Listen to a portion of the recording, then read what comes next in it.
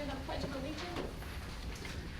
I pledge allegiance to the flag of the United States of America and to the republic for which it stands, one nation, under God, indivisible, with liberty and justice for all. If we could have roll call, please, Tracy. President Stolo? Here. Trustee Lundy. Here. Trustee Bonnie? Here. Trustee Michaels? Here. Trustee Special? Here. Trustee London? Here. Trustee Roscoe? Here.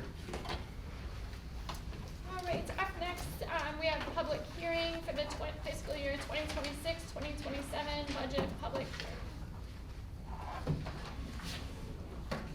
Good evening.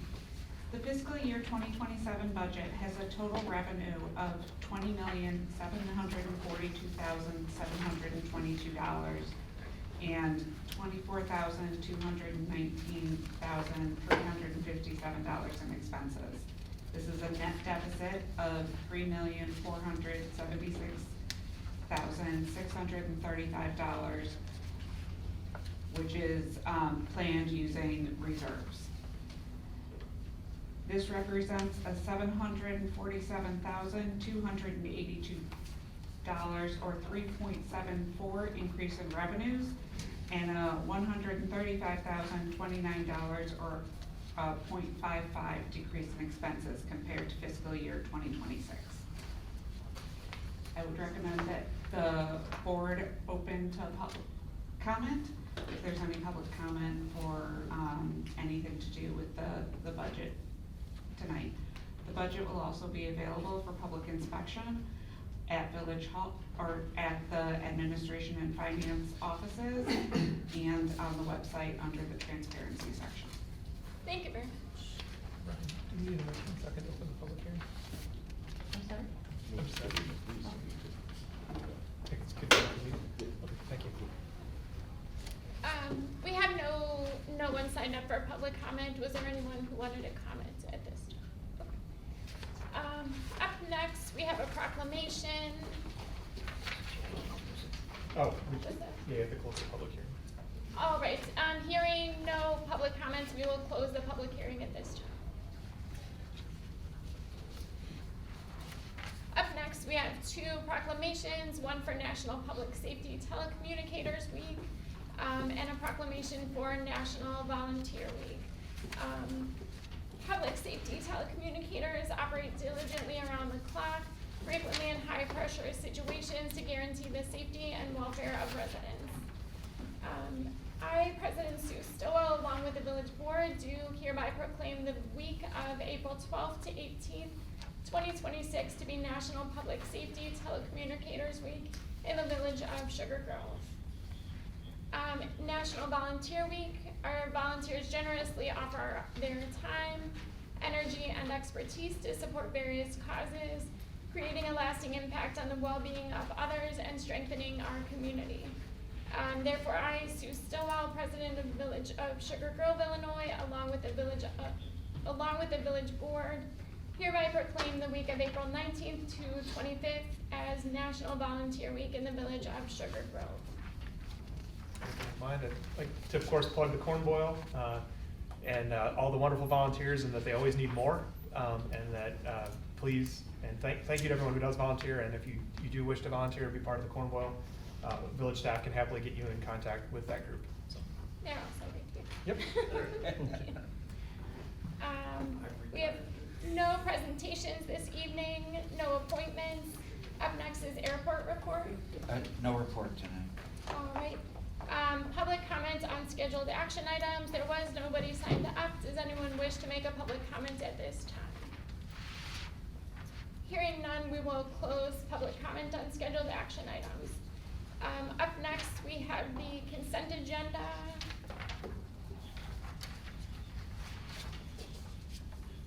We have approval of the vouchers, a resolution authorizing approval of the electric supply renewal contract for a period of up to 48 months, a resolution approving the fees, number of licenses per liquor class, overlay permits and food service waivers for fiscal year 2026-2027, approval of the liquor license overlay permits, food service waivers, and BYOB. Also approval of the 2026-2027 liquor licenses. General business tonight, we have a resolution authorizing the village's share of construction and construction engineering costs for Wheeler Road resurfacing. A resolution authorizing the village's share of construction and construction engineering costs for Dugan Road resurfacing.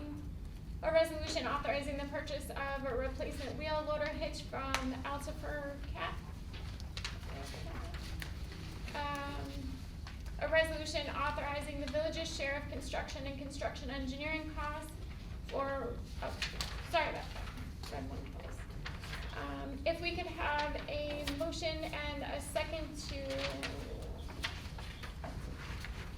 approve the consent agenda this evening. I'll make a motion. We have a first from trustee I'll Roscoff, is second. there a second? I'll second. And a second from trustee Michaels. If we could have roll call, please, Tracy. Trustee Roscoff? Aye. Trustee Michaels? Aye. Trustee Bonnie? Aye. Trustee Lindy? Aye. Trustee London? Aye. Trustee Special? Aye. The ayes have it and the consent agenda is approved. Up next for general business, is there a motion and a second to discuss and vote on item 11A, a resolution authorizing the village's share of construction and engineering costs for Wheeler Road resurfacing? I'll make that motion. We have a first from trustee Special, is there a second? I'll second. And a second from trustee Michaels. Brad Merkel will be presenting this item. Good evening. This is for the resurfacing of Wheeler Road through the SDP program. In order to receive the federal funds for this project, we have to approve a resolution authorizing the village's share of the funds, which is 25% of the project.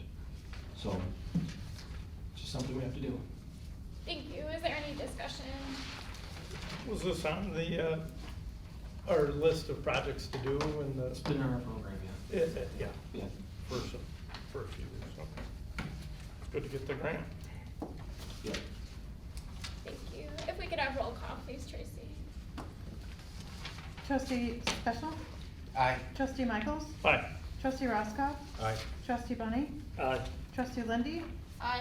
Trustee London? Aye. All right, up next, is there a motion and a second to discuss and vote on item 11B, a resolution authorizing the village's share of construction and engineering costs for Dugan Road resurfacing STP project? I'll make that motion. We have a first from trustee Special, is there a second? I'll second. And a second from trustee Michaels. Brad Merkel will also present this item. Same thing, different road. Thank This is you. our entire limits of Dugan, basically from just north of Wheeler to like about Air Park, staying on the IDOT right away, and then we're gonna go south of the roundabout to the corporate limits. So we're not redoing the roundabout. Thank you. Is there any discussion on this item? If we could have roll call, please, Tracy. Trustee Special? Aye. Trustee Michaels? Aye. Trustee Roscoff? Aye. Trustee Bonnie? Aye. Trustee Lindy? Aye. Trustee London? Aye. The ayes have it, and item 11B is approved. Up next, we have a resolution, is there a motion and a second to discuss and vote on a resolution authorizing the purchase of a replacement wheel loader hitch from Altifer? I'll make that motion. We have a first from trustee Special, is there a second? I'll second it. And a second from trustee Roscoff. Brad will also present this item. This is just to replace the hitch coupler on the wheel loader that we use to unload the salt trucks. The machine is approximately 20 years old, so it's just poor from use. So, just normal wear and tear, so. Thank It you. was in the budget, obviously, it's in the budget, so. Is there any discussion? If we could have roll call, please, Tracy. Trustee Special? Aye. Trustee Roscoff? Aye. Trustee Bonnie? Aye. Trustee Lindy? Aye. Trustee London? Aye. Trustee Michaels? Aye. The ayes have it, and the resolution authorizing the purchase of a replacement wheel loader is approved. Hitch is approved. Up next, we have public comments. Would anyone like to make a public comment? Hearing none, we will close public comment at this time. Our discussion items for this evening, first we have Keeneland School District, final PUD for the transportation building, and Danny Marion will present this item. The village has received a petition from the school district for a final PUD for a transportation building to be built immediately south of the Harder Middle School. The school is proposing to construct an 11,000 square foot building that will house the transportation offices and maintenance bays. The site will also include staff parking, bus parking, and a fueling island with fuel tanks. The development will be surrounded by a 6-foot fence. It will take up about 9 acres of the 100-acre parcel that it'll sit on. The applicants are requesting the following deviations. For zoning deviations, the petitioner is requesting a deviation to allow a 6-foot tall fence in the front yard for security purposes. The petitioner is requesting a deviation to allow for decorative metal fencing in the front yard and 6-foot tall black coated chain link fencing in the side and rear yards. The petitioner is requesting a deviation to not require foundation landscaping. The petitioner is requesting a deviation to not require a bike rack. The petitioner is requesting a deviation to allow the south driveway entrance to exceed 35 feet in width at the front lot line. In addition to the zoning deviations, the following is an additional request deviation from the engineering manual. The village uses a minimum pavement structural number of 3.0 for automobile traffic and 3.65 for truck and bus traffic. The village also requires a minimum 4-inch of aggregate base course and a minimum of 2-inch thickness for the surface course to be included in the structural calculations. The petitioner is requesting a deviation to allow a pavement structural number of 2.5 instead of 3.0 and 2.16 instead of 3.65. The village engineer and public works director believe the best option for the minimum pavement surface is to follow the village standards. The Plan Commission discussed the petition on March 18th. Their discussion included landscaping and suggested that more trees be added to the front area of the property. They expressed concerns over traffic with the buses coming and going. Their discussion on the deviation for a bike rack had several commissioners thinking that they should require to have one, but ultimately decided they would be okay with the bike rack deviation as long as the school district was open to adding one later if it was determined it was needed. And they were split 3-3 on the deviation for the fence. The Plan Commission ultimately made a recommendation that the village board approve the proposed PUD and adopt the findings of fact subject to the following conditions. The village engineers must approve the engineering plans prior to the case being scheduled for village board review. Any landscaping items that are damaged or dead must be replaced within the same season, and any damage to fencing must be repaired or replaced in a workmanlike manner within a reasonable time. We do have the applicants here, and they do have a presentation for you.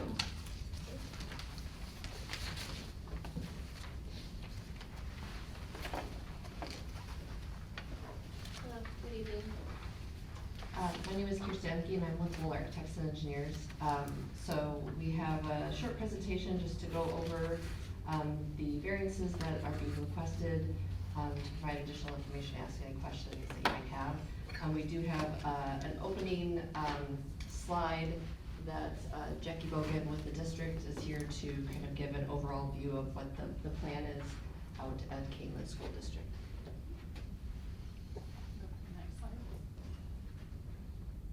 Oh, I'm sorry, I didn't realize that we had control of that. Sure, thank you.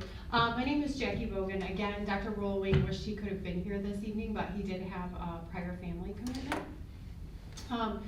As you can see, this is the site plan for Kingland High School. The majority of the work that's happening through the $140 million referendum is actually happening up at the high school campus.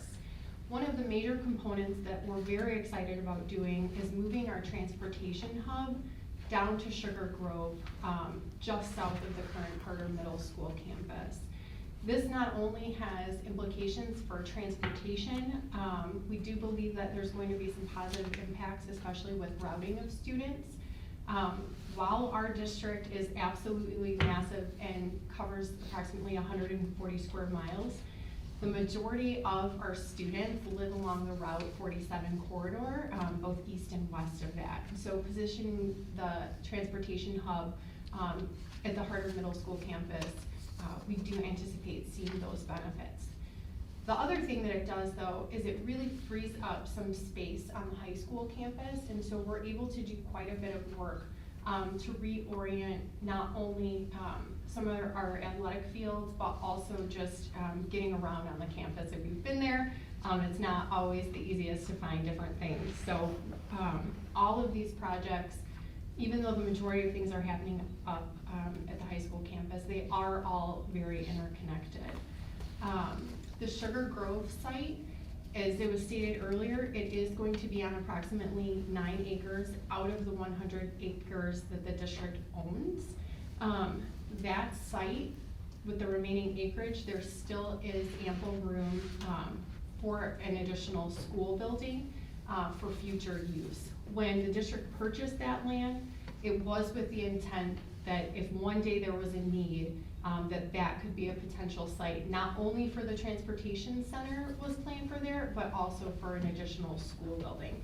So, tonight, our architect team as well as our engineering team are here to discuss the variances. But if there's any general questions I could answer about the projects related to referendum, I'm happy to do so.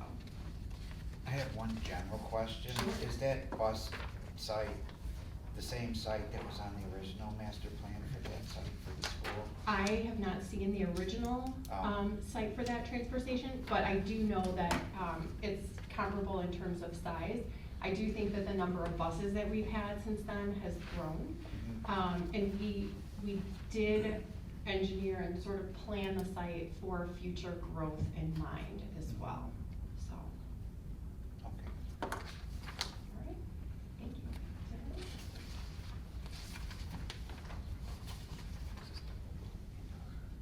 So this is just the list of the variances, that we have additional information on, that Danielle went through as well. So we'll go through these one by one. Variance one, I think actually, is not technically a variance, although it's listed on the PUD. Originally, it was a comment from, the review team about screening and if we could raise the parapet.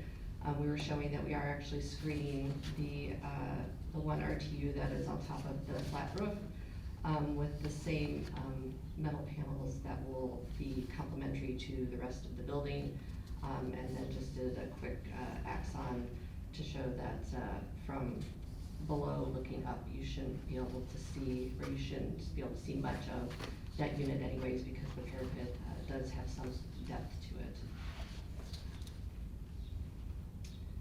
Variance 2 and 3 directly relates to the fencing requests.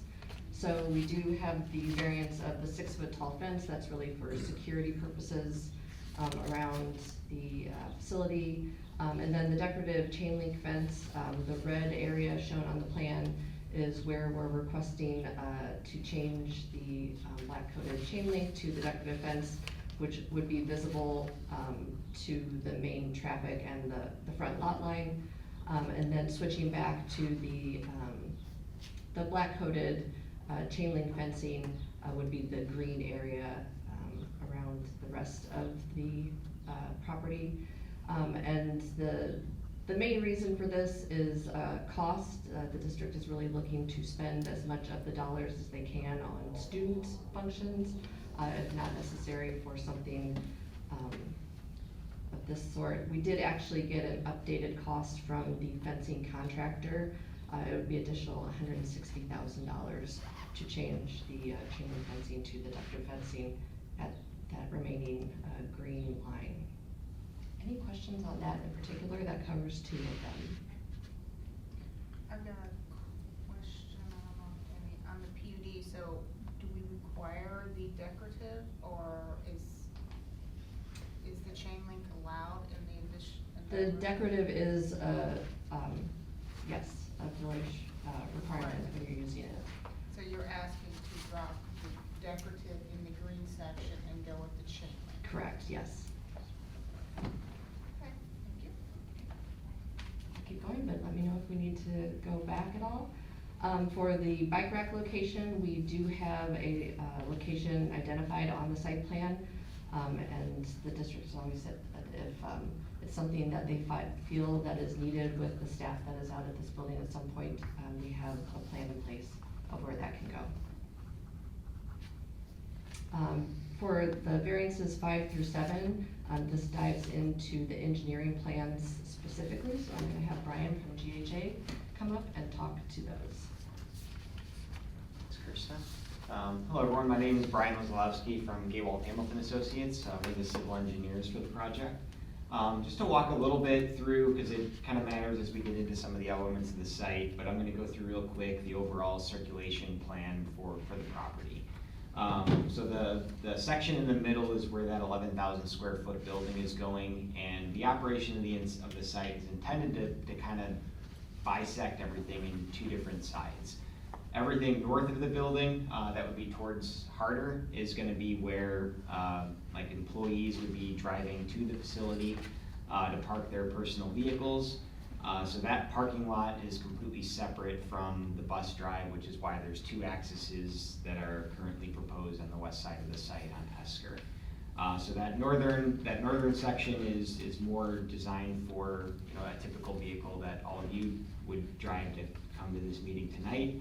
That the bus drivers would be parking at, and then any meetings that the district has with transportation personnel that end up happening at this facility, that's the parking lot that would be used. So we sized that lot in accordance with the amount of staff and employees that would be coming here, so that way all the parking could be handled on the north side of the building. The south side of the building and east of the building is where the main bus parking is occurring.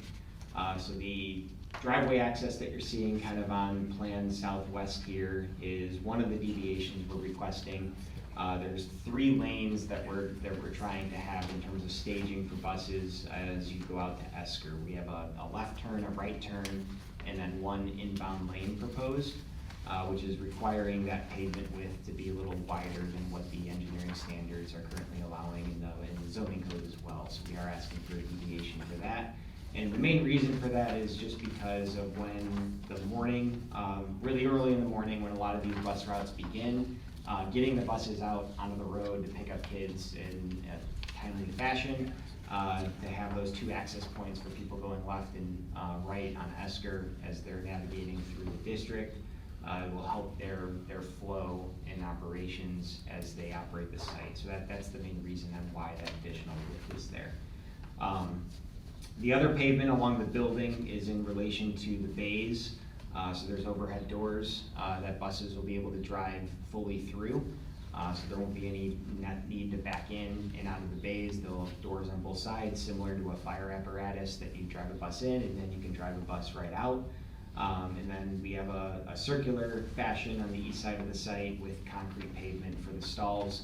I'm sure your public works team has come across this as well. When you have heavy vehicles that are parked on asphalt, they end up sinking into the asphalt. So we're investing quite a bit in the pavement where the buses are actually parking, with an 8-inch thick concrete pavement over there in order to make sure that where the buses are staying long term, that we don't have any failures in the pavement due to the depressions that occur over time with a heavy vehicle parking there. Any questions on the overall site? For the 8 inches of pavement, so I think the village requires 12 and you're asking for 8, right? So we'll get into the pavement discussion. I have a whole slide in the section Okay, about because yeah, I that. have a question. Yeah. So the first variance I wanted to touch on was the landscape around the foundation. So this exhibit, we've got 3 different colors. Green is where we're meeting the zoning requirements of having landscaping around the foundation.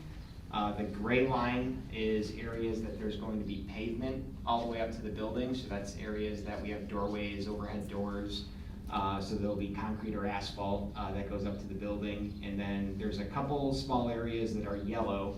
One of them is in between 2 paved areas on the west side of the building. And then the larger areas along the south facade of the building. And the reason we're asking for a variance for there is we're trying to leverage some of the decorative elements where people are going to be. As I mentioned before, the employee parking is going to be on the north side of this building. So that's where the majority of the foot traffic is going to be going in and out of the building. And then on the south end, everyone that's going to be back there is going to be driving around in buses. So the district, we don't want to have to maintain landscape plantings along the building in that grassed area. There will be some grass that's over there, but there won't be foundation screening. So that is the landscaping variance that we're asking for in terms of the foundation requirements within the zoning code. Were you gonna take the plan commission's recommendation and move the landscaping requirement by planting additional trees? We have a lot of trees around the parking lot, and we are open to moving them at their request, yes. Yeah, and we do have, I think in total, 3, 6, 9, 12. We have somewhere around 13 or 14 trees that we're currently planting around the parking lot. So we could move some of those along the west edge of the parking lot closer to Esker at the direction of, I don't know if that would be coming from village staff through the planning commission, or if the village board would like to provide comments for us on where we want to put those, but yeah, we are open to moving the trees that we're showing to meet the requests of the village. Can I ask Danny something?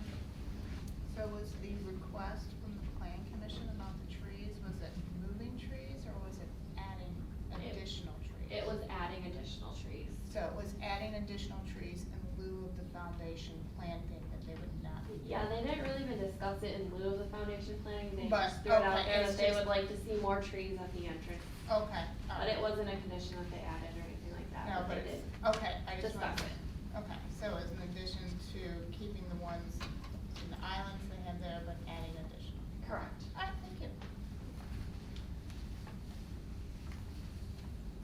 The other variance is for the driveway width. I touched on that a little bit before. But the total width of pavement that we are proposing here is a 14-foot lane that's inbound, and then 2 13-foot lanes that are outbound, which exceeds that maximum width. And the circulation is the main reason on why we're asking for that in terms of how wide that curb cut is. And then obviously the radiuses get a little bigger than a typical commercial driveway because we're dealing with bus traffic here, that we want to make sure that they're able to traverse onto Esker Drive without impacting vehicles that might be on Esker when the buses are leaving the facility. Any questions on that? So going into the pavement, I'll touch real quick. We don't have a section here for the concrete pavement. The concrete pavement that's underneath where the buses are parking, that meets the structural number that the village engineering standards has of the 3.65. So the concrete that we have underneath the buses where they're parking long-term does meet the ordinance, or the engineering standards. One quick clarification I want to make, it's in your guys' packet, right in one note but not in another. The actual pavement structural number for the bus parking is 3.16, not 2.16. And that's for the area that's around the bus area. But one item that we wanted to touch on in this was the village code and the engineering standards in the village code. It's apparent they're designed for roadways, and that is generally the basis that IDOT uses when you're establishing structural numbers. And the IDOT BDE manual that goes through these calculations, they generally reference something called ADT, or average daily traffic. Your engineering standards have grabbed a lot of that information, and for roadway designs, for the ADTs that are anticipated for roads that you would install in a commercial development or a residential development that involve collector streets that sees significant amounts of traffic rather than about 60 buses, in total, 240 in a day. The roadway standards that are included in the engineering standards make a lot of sense, and we're not arguing that those standards are too excessive to meet in terms of a roadway. The item that we want to discuss with the board from a pavement perspective is applying those standards to a private site that the district is going to be maintaining. We are trying to be economical with the pavement design that we have, and what we are currently proposing right now is similar, if not even higher than other similar developments that we've done in the Chicagoland area. And we're trying to make a request that we can follow these, even though they are lower than the structural numbers that are listed within the village code. under the guise that these are for a parking lot and for a bus circulation facility. Right now, the way that these are listed in the engineering standards is parking lots do not have a listed minimum structural number within the engineering standards, but the engineering team has what they're applying towards our site is primary automobile traffic has a structural number of 3.0. So based on how that's listed in there, the engineering team is requesting that we meet that 3.0 for the parking lot for the employees on the north. And what that means for this development is adding roughly about 4 inches of additional stone to that pavement section. So currently we have 4 inches of asphalt and 8 inches of stone. We would be required to add 12 inches of stone in order to meet that 3.0 pavement structural number. On the bus parking side, the way that it's listed in the code is significant truck traffic. There's not any relation to what significant means in terms of, is it hundreds of vehicles, is it 50 vehicles, is it 1,000 vehicles? But that is the language that's being interpreted to apply for the bus circulation area that's happening in the rest of the site. And similar to the pavement for the parking lot, it would be an additional 4 inches of stone. So we have 6 inches of asphalt in those areas, so it's a thicker section because we anticipate the bus traffic. 8 inches of stone, and then we would have to increase that 8 inches of stone to 12 inches of stone to meet that requirement. Cost-wise, we're looking at about $120,000 of added cost to meet this requirement.